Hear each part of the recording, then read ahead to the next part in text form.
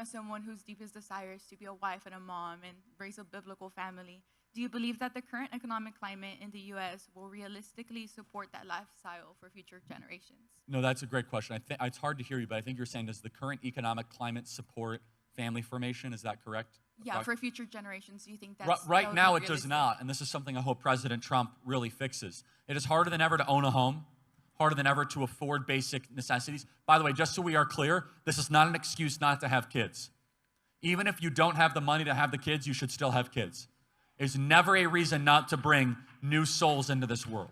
It might be hard, it might be difficult, there might be some challenges, but it will develop your character. We need to make it easier to be able to own homes. We need to deport about 20 million people in this country that are here unnecessarily.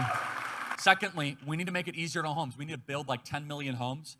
The American dream that your parents experienced is increasingly out of reach for many of you. This is why President Trump won, and it's time that we actually fulfill that mandate. It is harder than ever to support a family of 4 in this country. In 1985, you could support a family of 4 with about 35 weeks of labor. One husband or one father. Now it requires 60 weeks of labor, so the wife has to go into the workforce. If I was running the whole operation, it would be one very simple goal. You ready? I want a country where the mom does not have to go work if she does not want to go work. It's that simple. If she wants to go work, great, fine, terrific.